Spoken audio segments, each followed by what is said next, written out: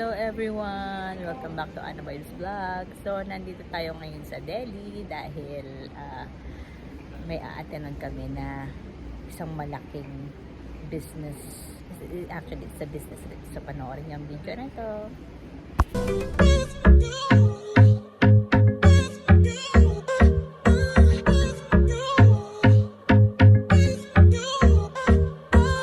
Who are you at the back of the room? Why you hiding in the shadows? Are you ever gonna make a move? Are you ever gonna make a move? Nag-arrive na tayo dito sa Delhi Airport. Ayan, di ba? Walang tao-tao dahil super aga. Ayan, hello everyone! Nandito na kami ni Maribel. Kasama kasi Maribel. Kaya nga, social. Dito kami sa Delhi kasi a-attend kami ni Maribel, ang aking business partner. Di ba? Sa first convention na attendan namin dito sa Delhi. At, it's 1 o'clock. What is the time now? Time check? 1:35, 1:40. 1:40 in the morning. Nag-flight kami from Kerala ng 10:30. Tapos yun, nakarating dito sa Delhi. So, today Sunday, tomorrow yung convention. Sa pinakamalaking first convention na attenan ko. Tignan natin kung anong mangyayari bukas. So, mamahinga muna kami, mag-check-in muna sa isang hotel. At hanggang pa kami, Monday pa kami dito. Nakaka-amaze yung mga paintings dito. Hindi pala, sculpture pala tawag yan.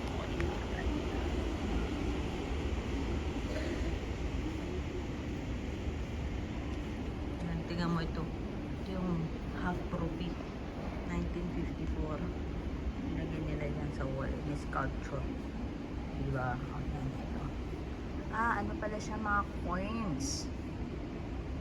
Oo, diba? Yan yung history ng mga coin niya. Oo.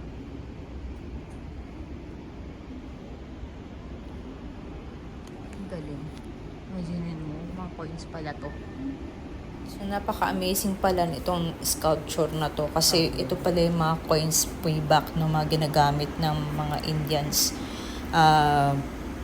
before pa ng 1900. So, grabe, as in first time natin.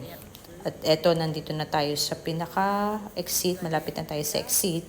At sabi ni Subin, yung asawa ni Maribel, is ano daw to, parang mga hand gestures sa folk dances nila. Indian folk dances. Ang ganda na pagkakagawa niya. Si Best Airport. Sabi dito, Best Airport.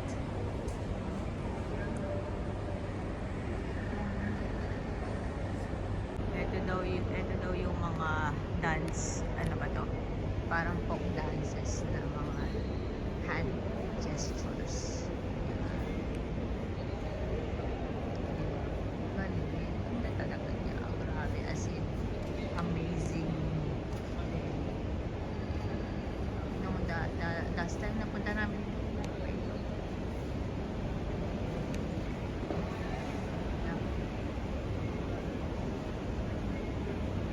iba yung hand gesture. Ang awit na.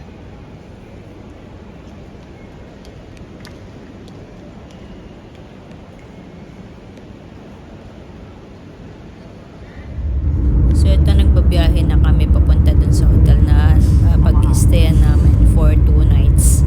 At medyo malayo at 10 kilometers siya from Lila na atin na namin ng convention. At ito na yung morning kasi papunta kami niyan, papunta sa Filipina. Ang 4 palang Pilipina ang mimit namin dyan. First is yung sa Lila, sa Ambience Mall. Pero magsisimba muna kami. So ito, nakarating muna kami dito sa simbahan. Dito pala kinasal si Subin at si Maribel dito sa New Delhi. So ayan, ito, papunta na kami dyan sa Ambience Mall at mimimit kami na Filipina. So ayan yung mall. Ito na pala, na-meet na namin yung Filipina, pero she's a private person. So hindi ko na ipapakita sa inyo na kung sino may mimit namin. At ito pala nag-lunch kami, tinrate niya kami dyan. At ito, isa sa mga feature ng aming pagkain, ng aming lunch, itong carbonara. Very cheesy na carbonara kasi iro-roll nila dyan sa cheese. Cheese yan, okay? Hindi ko alam ang pangalan ng cheese na yan, tawag dyan. Pero Parmigiano Reggiano, something like that, Italian. So, yung waitress ay talagang inirerol tong spaghetti, pasta, dyan sa cheese na yan. Kaya, alam nyo bang ang sarap-sarap niyang carbonara na yan? Nakapaka-cheesy talaga. Of course naman, no? I-roll mo naman ba naman sa buong cheese na ganyan. Diba? So, thank you so much dun sa Pilipina pala nag-treat sa amin dyan. At talaga naman kami nabusog. At mahirap banggitin yung mga niya, okay? So, thank you so much talaga. Alam mo na kung sino ka. At talagang appreciate. First time pala namin siyang na-meet. Actually, naka-chat lang natin siya sa WhatsApp. At medyo nakagaan ng loob na kagad natin siya kahit na mga Filipina, sabi ko nga mga Filipina dito ay mga parang magkakapatid, di ba? Pagka nagkita-kita, pagka yung nagka-meet, parang feeling mo talagang mga close na kagad kayo kahit na hindi pa kayo nagkikita. First time talaga namin magkita. Kaya naman thank you so much sa iyo at kami nabusog mo kami ni Maribel at saka ng asawa niya si Subeng. Kaya naman tuwa kami pare-pareho. So ayan, hindi lang niya na ang kanyang in-order, meron pang chicken at saka nagmomo pa pala kami dyan prior to that this lunch dito sa Ambience Mall. So ayan na. After naming ma-meet yung isang Pilipina dun sa Ambience Mall, nagpunta naman kami dito sa Faridabad. Ito merong Hanuman statue dyan. Napakalaki ng statue na yan. At ito, na-meet na namin si Niza at saka si Lailani. Taga Bulacan din si Lailani. Sandali lang kami dyan.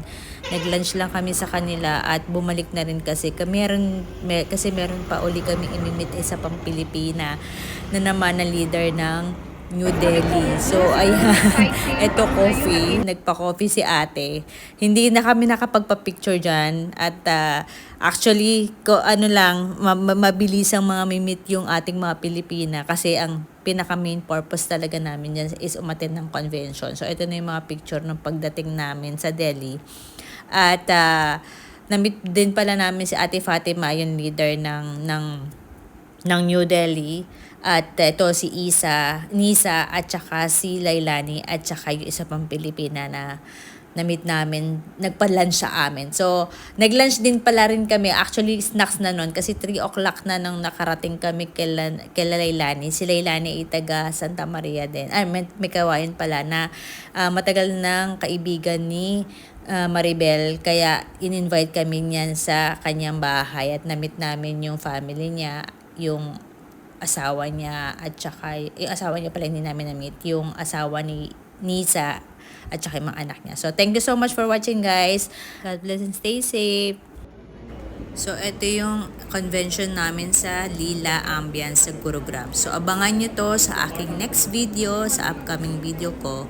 At makikita nyo ang one of the big event or big convention ng aming business dito sa India ni Maribel.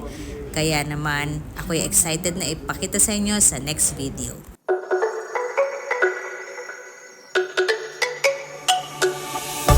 Let me go.